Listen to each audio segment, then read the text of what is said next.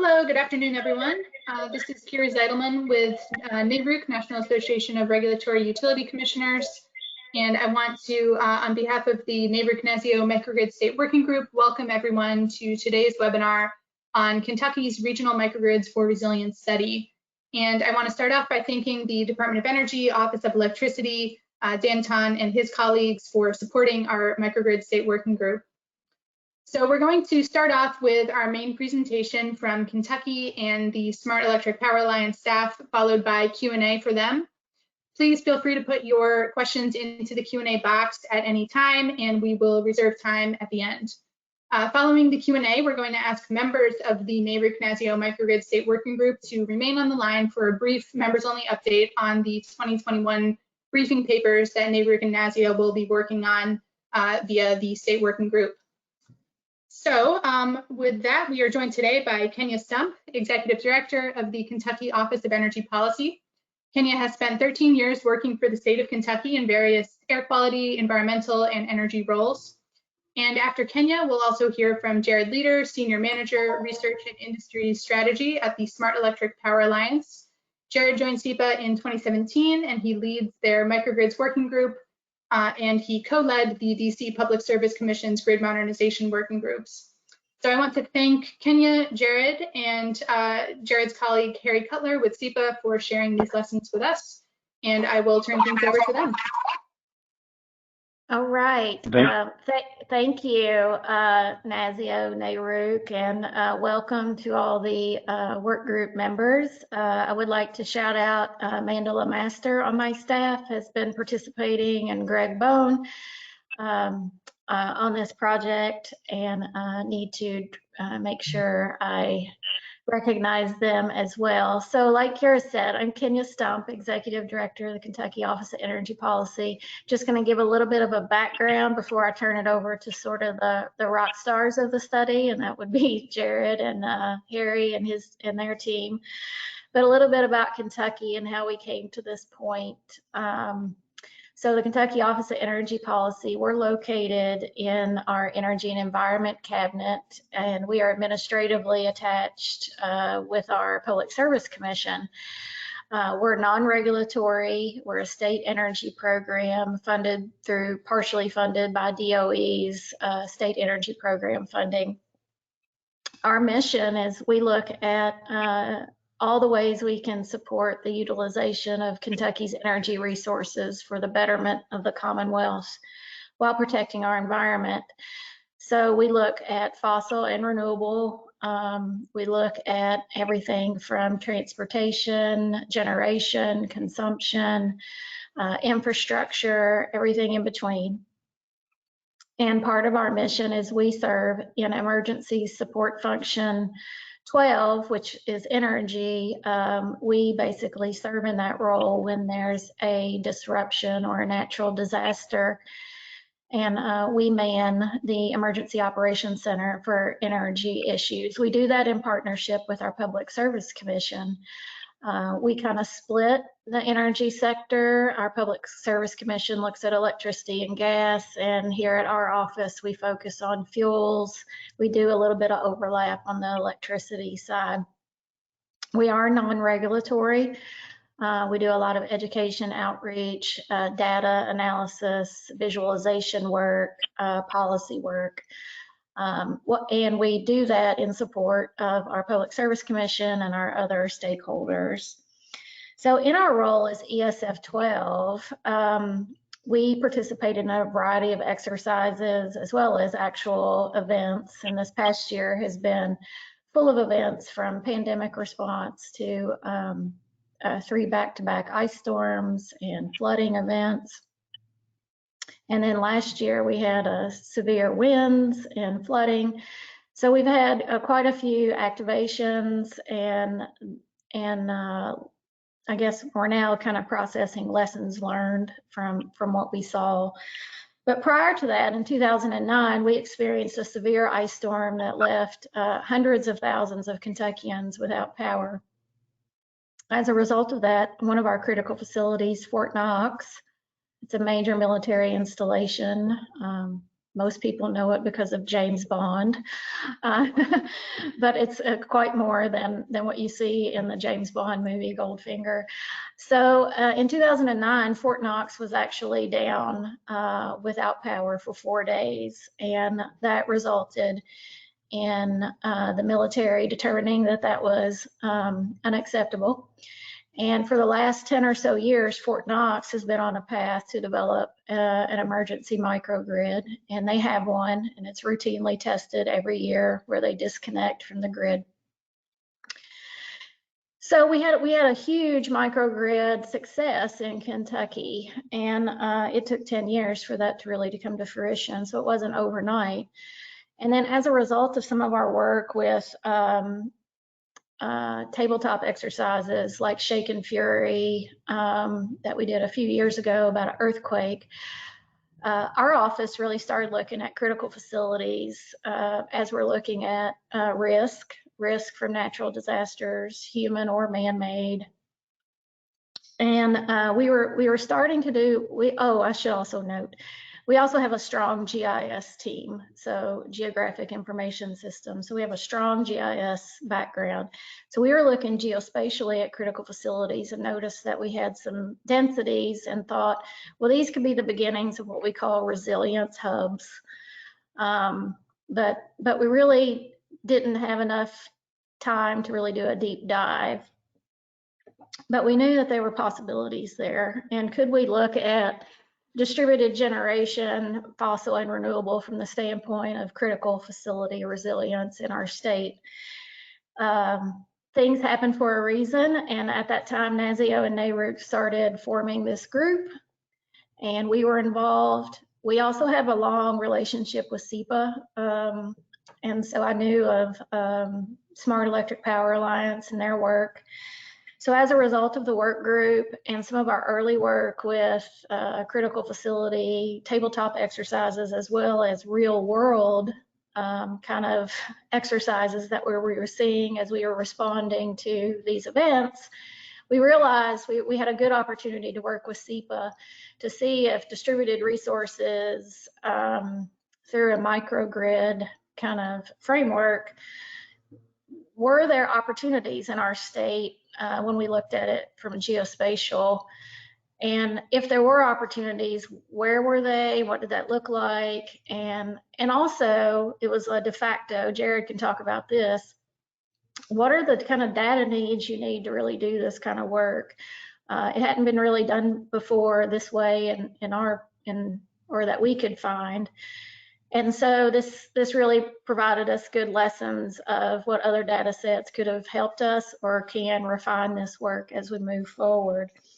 So it really looks at how we increase resilience at the distribution level using microgrids, and how all the different ways you can do that, right? And it's not just one microgrid can make you resilient. It's not just one way to do a microgrid. We're finding, Jerry can talk a little bit about that.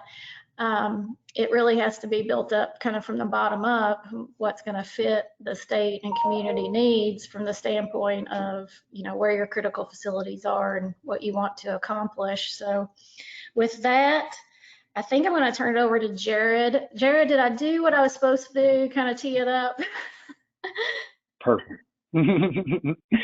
You teed it up well, Kenya. And I'll just, like Kenya and the energy office, SEPA was, has been trying to wrap our hands around the resiliency toolbox and the toolkit. And last year around April time, we published a playbook. It was a framework of, simply looking at critical infrastructure and understanding geospatially where critical infrastructure is and where natural hazards are, and what type of microgrid solutions could help achieve resiliency. And it was about that time when we picked up the phone and I think Harry Cutler attended a meeting, which many of you were at, talking about the playbook. And when I was speaking to Amanda Lemaster in Kenya with the energy office, we just realized, they had Kenya mentioned that they have a strong GIS. They really do have such a strong GIS team.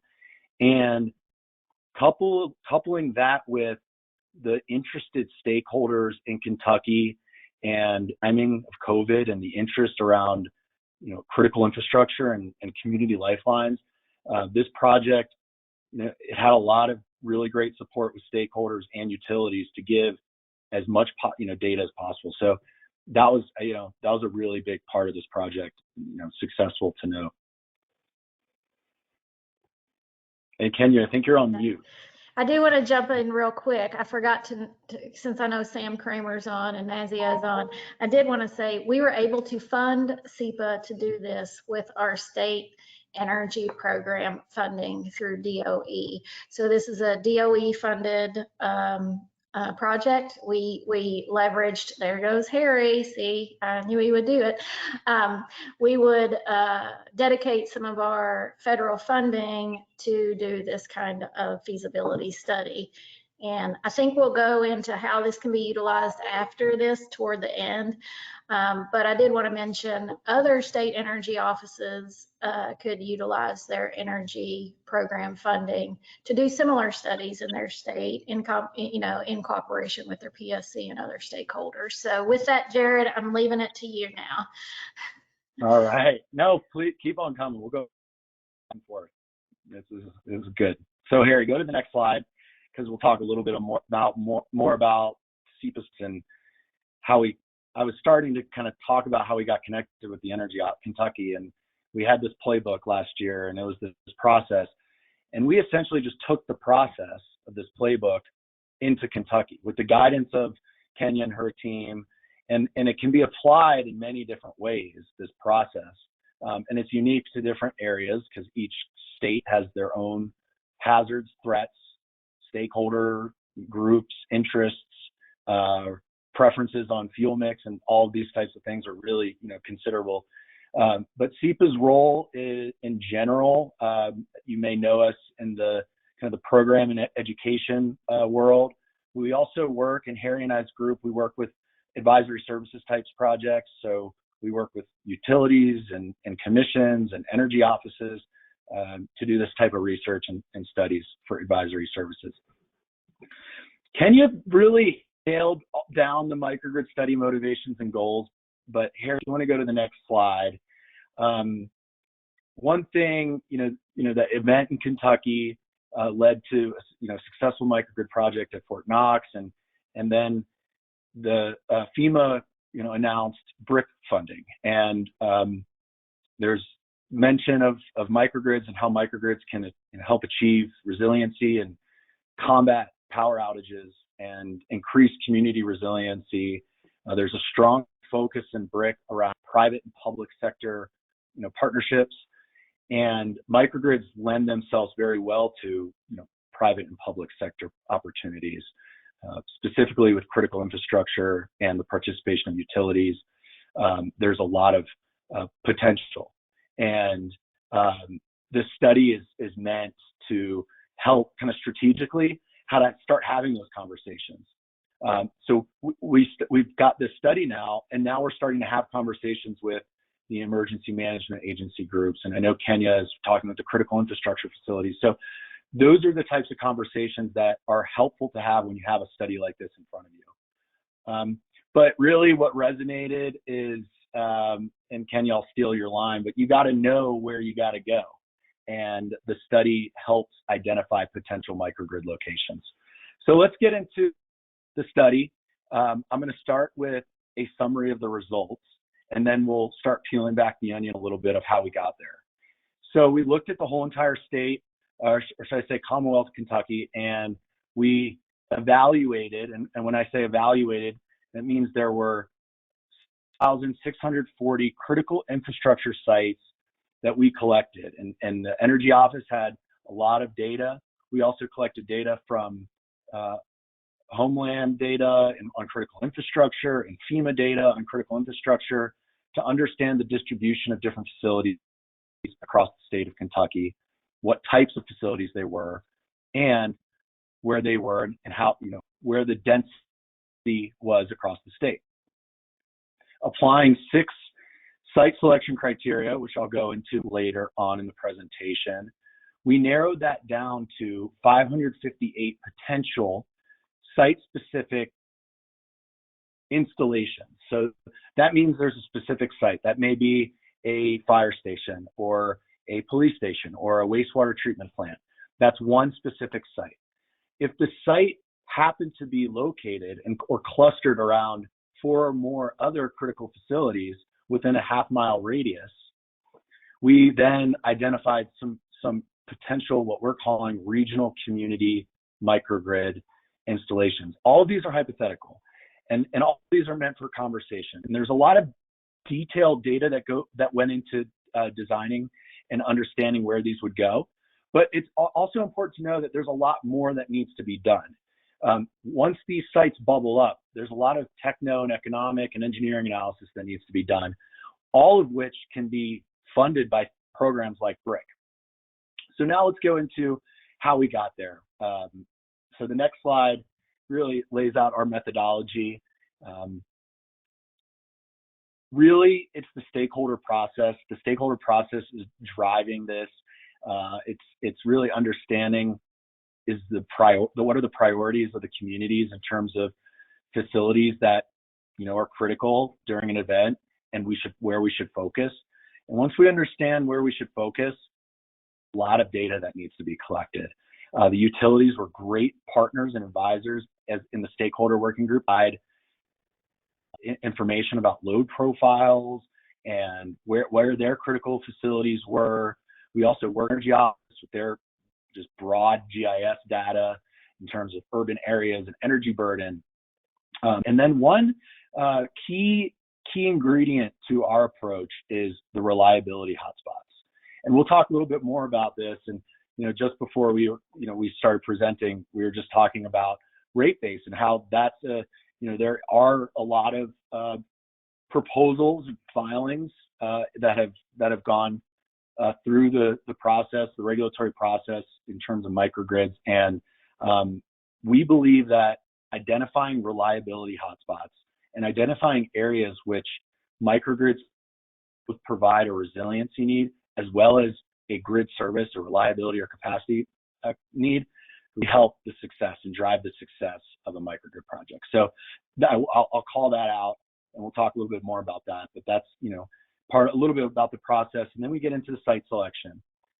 After site selection, we determined that it's not just one type of microgrid. There's so many different types. But in terms of the study, we looked at what we called nanogrids, which would be the specific sites. There's 500 or so sites. And then we also identified the community microgrids. It would be like multiple customers, multiple critical infrastructure facilities within the microgrid. So as part of the study, you'll see kind of those two vernaculars being used. We're not saying that there's one right answer, one wrong answer. We're saying that the combination of the two could help achieve statewide resilience. And then we do some preliminary sizing, in-house cost modeling, and deployment as part of the study. So I mentioned stakeholder engagement. On the next slide, you'll see the power of the stakeholder process. Depending on what's important in your state, you may get different results. But in Kentucky, we got these results in terms of we want to prioritize these critical facilities.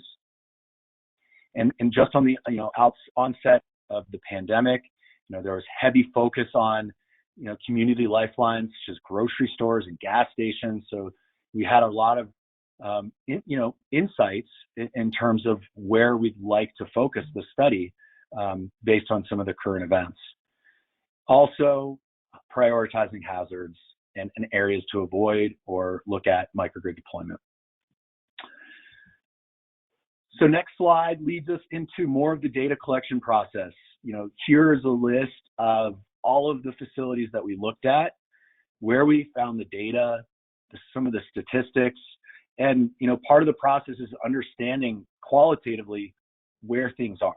There's a cluster of communication facilities in the southeast portion of the state, or there's lacking facilities in this portion of the state. These are the types of qualitative observations you got to make from a high level to start kind of dialing in the study. Next, we look at, on the next slide, we see hazards. We organized hazards into 2 different tiers. And this is important. So tier 1 hazards included considered catastrophic hazards where we wanted to avoid putting or placing microgrids for the purposes of not of the threat of a microgrid being damaged during a catastrophic event, such as an landslide, a karst, mine subsidence, and wildfire. And the areas designated with the darkest black there are areas that have the highest risk. And we want to, as a strategy and as a best practice, this is very similar to what California is happening in California with the wildfires, is placing microgrids nearby regions or areas that have the highest risk of these types of hazards, but not directly within. So that there's a place, there's a safe haven that is in a reasonable geographic proximity, but it's not that the risk of it being damaged beyond the point of operation is alleviated. Likewise, with tier 2 hazards, these are, we looked at tornadoes, wind, extreme cold, the ice storm that just hit in February. We were in the middle of developing the study, and I think Kenya's office went out and did emergency preparedness, and it was very relevant to what we were looking at in terms of the kind of the extreme cold and winter storm events that we saw in Kentucky. And similar approach, we looked at the highest risk. So we wanted to place microgrids near areas of high risk, but not directly within areas of high risk.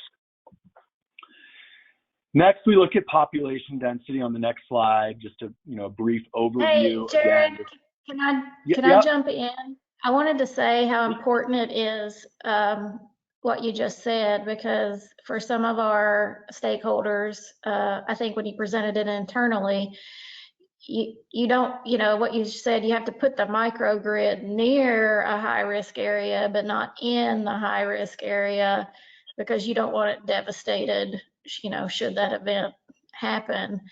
So that's a very, that's like a sort of a best practice, right? But most people are like, oh, that's a high risk area, I need to put it there.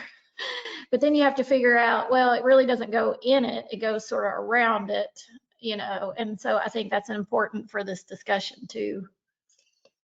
Yeah, no, it's kind of like, and it came up with the stakeholders, it's, you got to build resiliency within the community, but then you also have to keep in mind the actual resiliency against the storm. And the two are kind of different, but that was one of the things that we were excited about kind of walking away, is that's a big key takeaway that could be applied elsewhere. And certainly we're starting to see that in California. So in the same vein, you want to also, maximize the public benefit, and maximizing the public benefit, means looking at populated areas. It means looking at urban areas, but equally important, it means looking at areas that are historically burdened by energy costs and of lower income. And it was important in this study to identify sites that covered all of these areas that could provide the most benefit to the public and citizens of Kentucky. The next slide shows a snapshot of all of the reliability hotspots across the state of Kentucky. And this generated a lot of really good discussion with internal stakeholders, particularly in the commission. They're interested in where this data comes from, and this is actually data that comes from the utility annual reports to the commission on where the least performing circuits are. And this is all centered around customer outage. So where customer outage is occurring across the state, the duration of that outage, and where are those circuits located. And I mentioned this before, but part of what we've seen at SEPA, and this just gets highlighted by studies like, if you can identify specific customers or critical sites that have a clear resiliency need, and it also happens to be in an area that has not been or has struggled with outages in the past, there's a clear path forward for a public and private partnership, perhaps, to look at co-locating assets at a microgrid building out a microgrid project that could be beneficial for the most amount of people. Kenya, did you want to add on to that slide?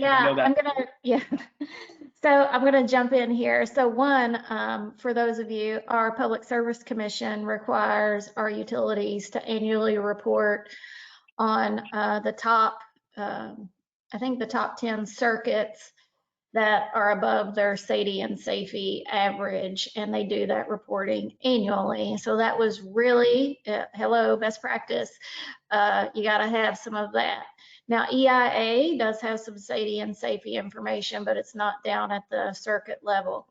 I do wanna say that while this says reliability heat map, you know, overall in Kentucky, we have like 1.7, 1.8 incidents, outage incidents, like annually, only, and totaling 6 hours for a customer in a year, and not all 6 hours at once. So overall, we're a highly reliable system in Kentucky. That said, you know, while this is just shows where our hotspots are above that kind of SAIDI and SAFE average. And two, this tracks very well with what we were experiencing during our response to ice and flooding and high wind events. For those of you who don't know Kentucky, to the east is the Appalachian Mountains. And so you have challenging terrain, you have spans of your distribution system, issues, a lot of the issues are just around vegetation management, but you know, terrain, topography really plays into the east. And then some of these other locations, you know, other factors come into play. But this is also where we see the vulnerabilities that we see during a response event. So it was intuitively tracking well with what we are also experiencing. So I think that's also important here as you're looking at data. Does it intuitively track with your experiences? And we're also going to see that in the results, that it starts to intuitively make sense as well. So back to you, Jared. Yeah, and you know, it's all relative. So the baseline was quite low, but you know, I mentioned that this may maximize some value or drive different value streams to a microgrid project, but it's important to note there are many clearly solutions to achieve reliability and capacity constraints and alleviate that. So again, it really goes back to the toolbox and understanding what's in the toolbox. So yeah, and we'll start to see some of the solution set kind of mirror the data. And when you put all of these data sets together, you can start to identify some trends. So can you mention a trend? If you go to the next slide, you know, looking at each of these criteria, you start to see trends. You know, the energy burden areas also have certain reliability. They're in the southeast, eastern portion of the state, more rural, more mountainous. There are, you know, trends with population density in urban areas, clearly. But once you see all this together, and this is the importance of having data, there was a lot of missing data, but we were able to fill some of the gaps. But there are still gaps that we identified, which is an important lesson that, you know, part of this academic exercise leads to the practical nature of, you have to understand where these sites are going to be, you know, beneficial to the public. And this is just a view of the selection criteria, and to just level set the level of detail of this top-down study. If there were 4 grocery stores you see in this, all within a specific area that fell, you know, nearby a hazardous area, but also in a densely populated area, we thought to ourselves, hey, this would be a really good place to pick a site. And it passes all the selection criteria in our GIS. And then we arbitrarily pick one out of these 4 grocery stores. So that's the level of detail. You know, they didn't look at the size difference or the footprint or the availability, but that is the, you know, if once these sites are looked at and with a more of a, you know, finer comb or looked at in more detail, that's the type of analysis that's kind of necessary. This study was very top-down, leading to some of the results of where these specific sites. So taking the site selection criteria, we identified, like I mentioned, about 500 nanogrids. On the next slide, you see where all the nanogrids across the state. You'll see it's a good representation across the state, and you can see, where the more densely populated areas are where, Louisville and the different urban areas across the state of Kentucky. And you'll also see in the southeastern part, it's a little bit more sparse. And I mention that because you'll see on the next slide, we were in this, the regional site. So wherever we had 4 or more critical facility nanogrids within a 0.5 mile radius of each other, those were immediately identified as regional community microgrids. You may be asking, well, that's all good, but in order to really dial in exactly where these sites are, there does need to be some circuit level analysis, utility involvement, and understanding specific load profiles of customers to really, really get at a site-specific feasibility study. Again, which are things that, these are all next steps. But I mentioned the sparse of it, the lack of density on critical infrastructures on the southeastern part of the state. And Kenya, I know it came up in the internal meeting. That's why you see all these regional microgrids lacking in the areas that are less densely populated with critical facilities. So that's where what came in, this idea, this notion that there are circumstances where a large community microgrid makes sense, but there are also circumstances where there must be nanogrid or site-specific facilities to capture those areas that have threats, but that don't have the density. There's not 4 or more critical facilities close by. So the next slide shows that kind of representative strategy. Again, this is purely illustrative, but the idea is that through the combination of both nanogrid deployment and regional community microgrid deployment, we can achieve, optimal or maximize the resiliency across the state. All right. I just wanted to jump. Hey, Jared, I just wanted to jump in too for the group that this was sort of, I think for Jared and I, it was a little bit of a light bulb moment. So like when I first saw the results, I was like, what do you mean there are no microgrid opportunities in the East? Like I just came off a shift at the EOC, and like we had all kind of problems out to the East, and he said, well, Kenya, they're not close together. And I thought, oh yeah, well, that makes sense because nothing's close together out there, right? So then it was really this light bulb moment of you could have a regional, like more community in combination with site-specific, like nanogrids, or some people might want to call them grid integrated buildings, smart buildings. And if you put those two powerhouses together, you can build this kind of resilience infrastructure. And two, this is just one scenario. Like I may not pick these different nanogrid sites, but like for some area, if a grocery store has power during a long-term power outage, for some communities, that's going to be a lifeline.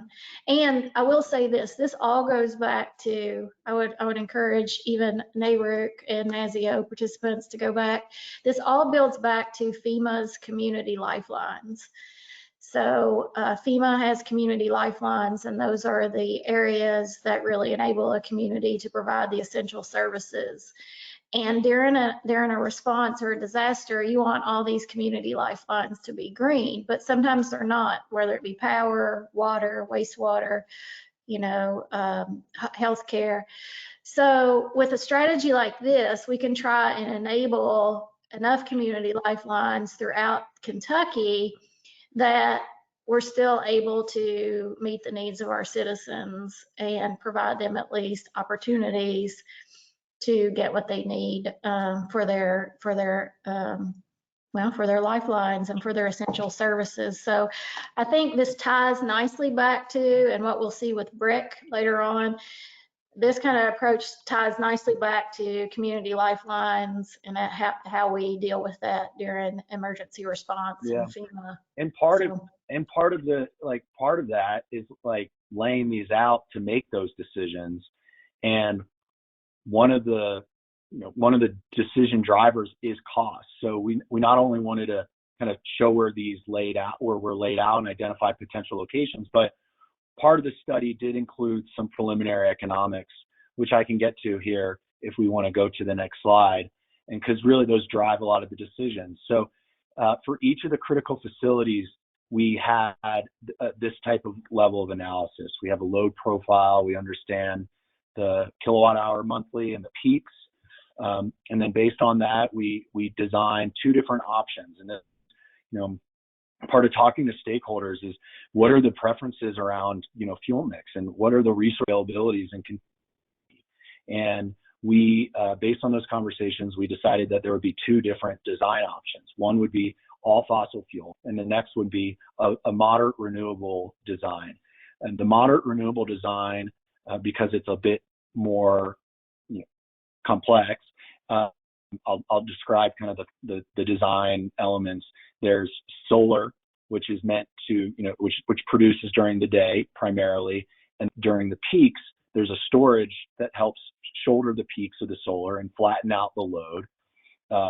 What cannot be charged through the storage device and then discharged during the night is then covered by the fossil fuel component of this moderate renewable design to carry for longer resiliency events or during nighttime when you don't have the solar and storage capacity. So based on those two designs, we then were able to mock up some costs. And there's a lot of assumptions go into costs at this level, but the next slide can kind of help walk through some of those costs. We used NREL data sets. We used LASERD, levelized cost of energy data sets, to get to what we're seeing here. And obviously the fossil fuel are less costly, but there's a lot of externalities that are now starting to get considered, and goals and policy goals that may some states may value renewables in a specific light.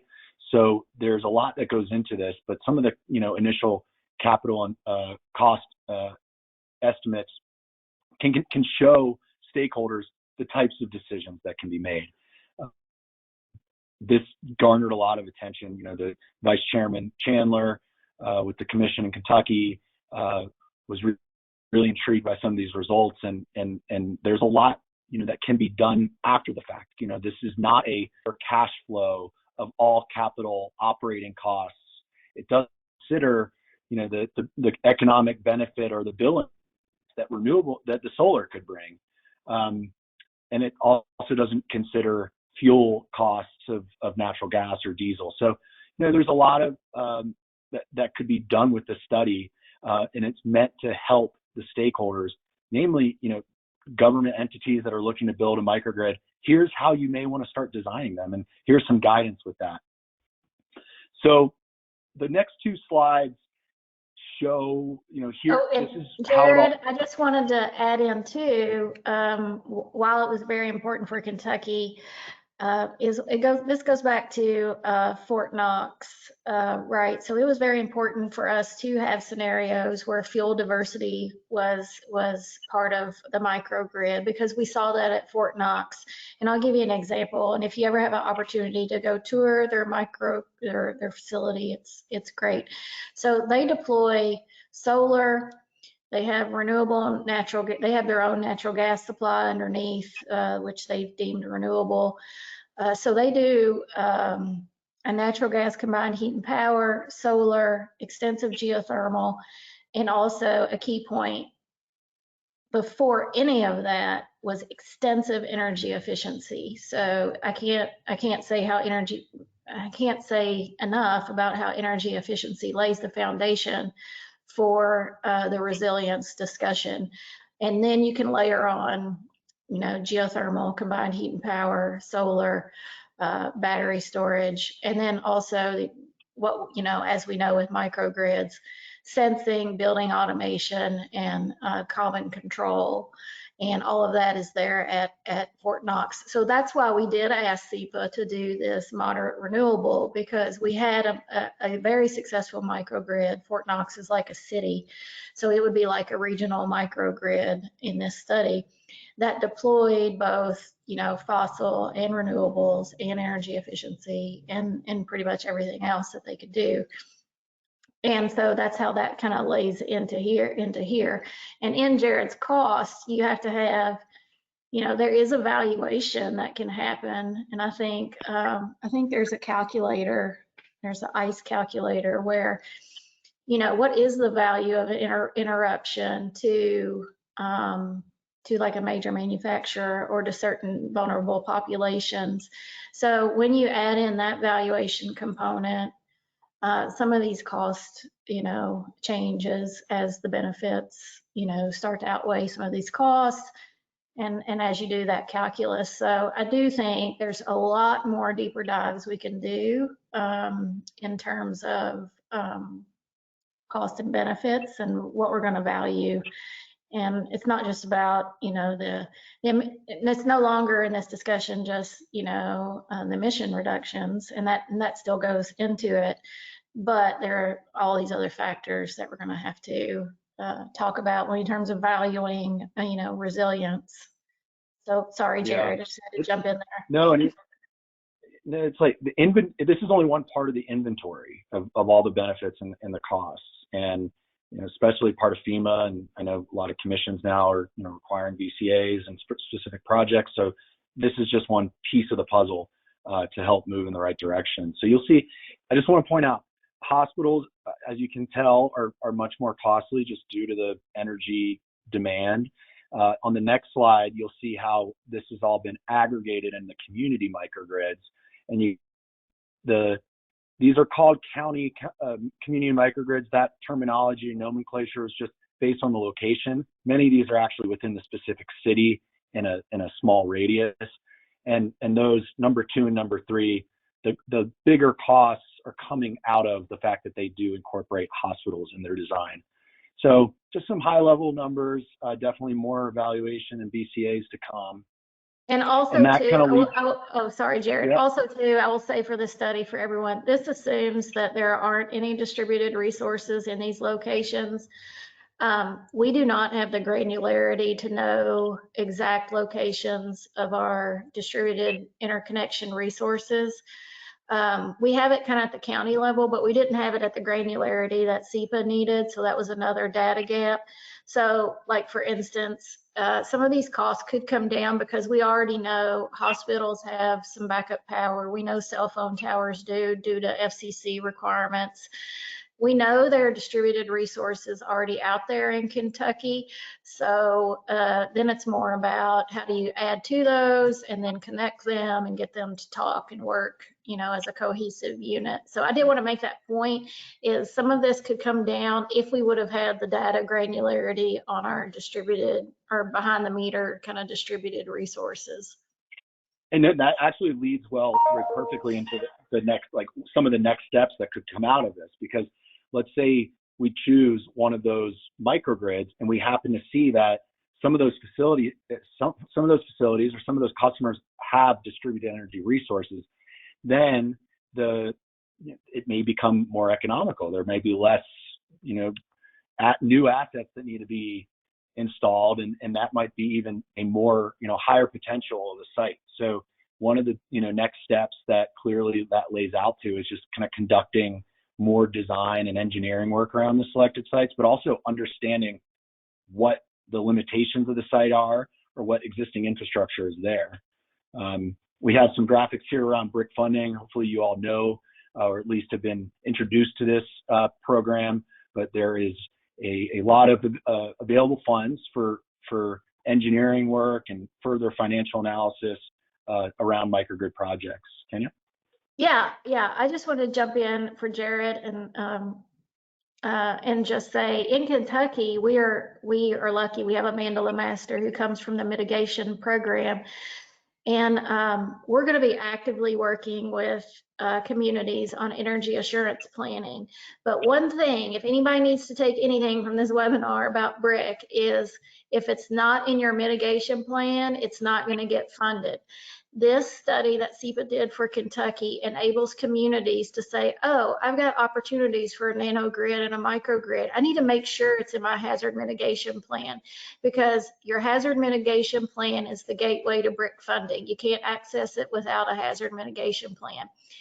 I just had, prior to this, I was talking to Amanda Lemaster, and she said, you know, this sets up communities to basically allow them to access BRIC funding to build these microgrids.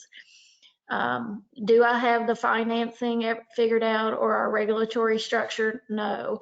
This study was designed to find feasibility first, and then we'll figure out, you know, are there regulatory changes that need to be made? What do we have to do to enable from a policy perspective? So I know some states have gone that route, but we chose really to look at, are they even feasible and where would they make sense? And then we'll unpack financing and regulatory barriers. Yeah, if I could say that there's one thing that I think could be replicable, and everything here that we've talked about is replicable and can be done in other states, but understanding, you know, from the beginning, what's the potential is so important first. And then then it's really important to talk about the regulatory structure, because the regulatory structure is going to drive all of the other inventory of benefits and inventory of costs and who's owning what and who gets to operate what, because those actually do impact the detailed finance. This first step is key. And I think, and I'm glad you mentioned that, because it's highly replicable and it can be adapted in different ways.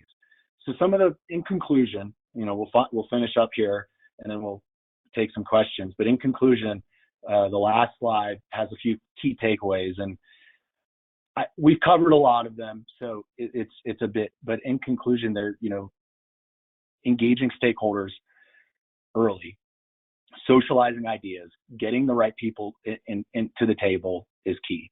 Also, after the study's done, we're now socializing with utilities, with the PSC and other emergency management agencies, and that's also important, to socialize after the fact of the study, or that's usable and utilized appropriately and beneficial. I'll call out one other, or two, the bottom two. In Kentucky specifically, there's rural areas, and some of those nanogrid installations made the most sense due to that limited, you know, number of critical facilities within the close proximity. But this combination effect of both nano and community, identifying kind of the mix and the balance, was what we you know, walked away with here. Yeah, and I just want to add, you know, it's a good data exercise.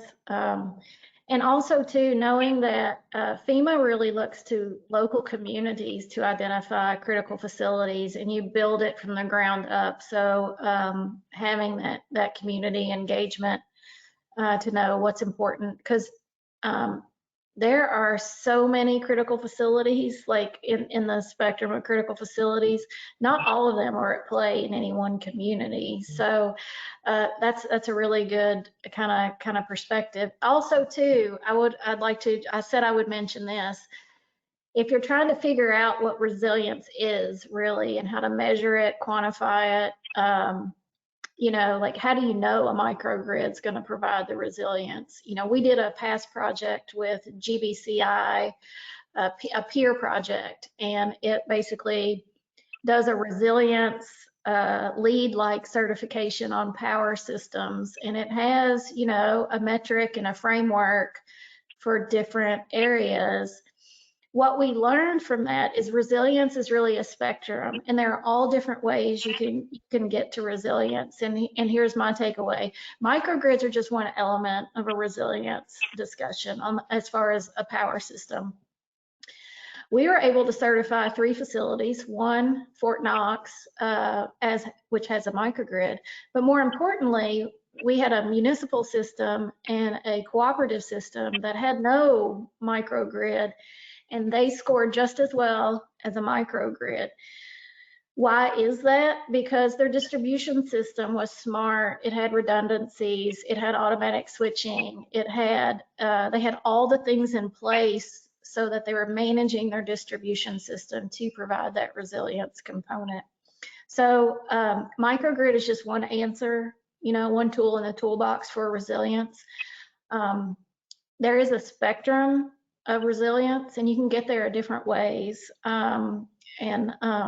Not every community's resilience kind of plan is going to look the same. So, but if there are commissions out there trying to figure out, well, like, how do I verify something's resilient? The peer framework kind of provides that kind of framework for looking and measuring kind of resilience and where you fall on this kind of spectrum. So I know I'm going to get that question, so I thought I would just put it out there. And we've got a nice video on that project if anybody wants to see it. But that's sort of that other piece to this too, build it, like find it, as Jared said, find where it can go, figure out how to build it, and then analyze to see, is it actually providing the resilience you need? And I think you have to do all 3 of those. And I need to not talk so much with my hands on webinars. And you know what, Kenya?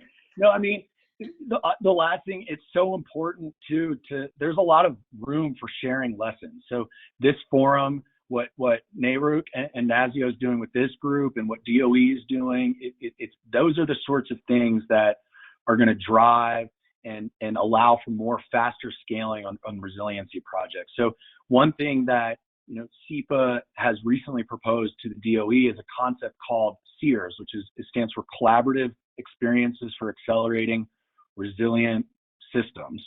Anyways, it's just this way, it's just another idea of kind of facilitating and more sharing around best practices and lessons learned around resiliency projects, because there is a lot of room, and it starts with forums like this. So I want to thank NARUC and NASEO for having us, SEPA and Kentucky, on today, and we might have some room for questions. Yeah, we'll take questions now.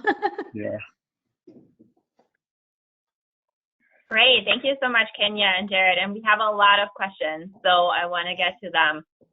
One question was how critical facilities were defined for the studies, because they're varying definitions. And, one viewer noted that, for example, data centers weren't highlighted as critical facilities. Was that because of the stakeholder process feedback, or what was the choice? And did that choice have impact on scope of facility consideration and selection? Yeah, so our critical facilities, so one thing of note is we do not have a definition for critical facilities in Kentucky. Some states do, we do not. We rely on FEMA's definition for critical facility, and then really through mitigation planning and all of that work, communities are empowered to identify the facilities that are critical for them, rather than us telling them what facilities are critical. In this particular study, we were coming off of the pandemic, as Jared said, and there's some earlier slides that talk to what we defined as critical. It was really the stakeholder process. We had a myriad of facilities that could have been included as critical. Everything from certain industry sectors, grocery stores, gas stations, healthcare, everything in between, agricultural operations, you name it, could have been deemed critical. It was the stakeholder group that really kind of narrowed down the set of critical facilities that we used in this particular study. Would I say use our critical facilities? No. Like, if you do this kind of work, then the stakeholder process is what's important to your state and your communities in terms of what's critical, and enabling those community lifelines to be sustained. And I think that's a very, if anything, that's a very worthy discussion to have with stakeholders. Great, thank you. That's really helpful. Another question was, do you see a way to leverage the study results and the GIS outcomes to inform state local hazard mitigation planning or plans and to support situational awareness for local or state EOCs? Yeah, I'm going to give Jared a little break, so I'll take some of these questions. So I do. We are actually going to take the study results and have a discussion with our Kentucky Emergency Management on critical facility resilience discussion. So we're taking it there. And then our work with area development districts as they're updating hazard mitigation plans. We're going to bring this conversation into the updates to hazard mitigation plans because, like I said, this tells certain communities you have an opportunity for like you have to think of a microgrid now in terms it's a mitigation measure, right? So you got to make that connection.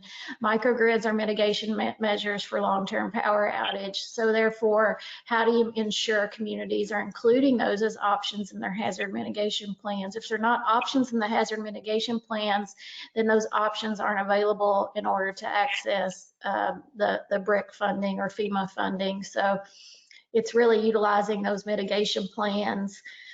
Amanda Lemaster says it this way: hazard mitigation plans are not actionable plans, they're informative plans. And what they do, they inform you on what mitigation actions can occur in a community and how the community wants to prioritize and work those actions. So from that standpoint, what we've realized is as to Jared's point, there's a myriad of long-term power outage mitigation measures that are just missing in hazard mitigation plans. And microgrids are one of that. You know, for a long time, it was just backup power generation, but now we've got to move past just auxiliary power into how do we get the auxiliary power units to work together in sort of these smarter ways for community resilience. I hope I said that right, Jared. Couldn't have said it better. That's great. I mean, great. And I think we have time for maybe one more question, and that I think is a question kind of relating to when should a site depend on itself? For example, a hospital maybe that already has a backup system, and then you add a microgrid. Wouldn't there like be a kind of a double insurance that then would be a loss at another site, you know, that might benefit from the microgrid as well? So I'll say this. Yeah, that's in for Jared. In the past, I'll tell you know, because we've done this for a utility in the past, this type of study with a little bit more detail and granularity, but we actually excluded hospitals in this specific study because hospitals in this specific state had very clear requirements of certain backup and fuel requirements and so forth. So in that case, you know, maybe there's you know, you focus your attention on something else. But in you know, so it's kind of based state to state based on the requirements. But I think that's a really reasonable, good question. And again, it's really about talking to stakeholders and understanding what might be there already. And if there's already existing infrastructure, perhaps a microgrid would cost less and thus be a good option to do, or perhaps a microgrid's not necessary and we should focus somewhere else. Yeah, and I will say this, Jared probably knows this, and some of you probably know, utility right-of-way, we've heard, or I've heard separately, could be a barrier for kind of buildings working collectively together and right-of-way, the regulatory environment around right-of-way and access, and when you're a utility and when you're not. So I think this is already just the fact we're talking about microgrids, we're naturally going to start going into the discussions of, okay, when the rubber meets the road, how do we get it done? You know, regulatory environment, our structures, what are we going to need to do? That one issue came up for us, and it could come up for other states as well. But I will say this, without this study, we couldn't even have the conversation, right? So we would just be, this study really acts as the compass for our future conversations. It level sets and sets the stage for us to take it into the communities, figure out funding, talk with stakeholders on, you know, how do we have a broader resilience discussion, you know, in Kentucky. Great. And with that, I will turn it back over to Kira. Thanks, Kirsten, and thank you very much, Kenya and Jared and Harry, for your comments. I think this was a great study for us to be aware of with the state working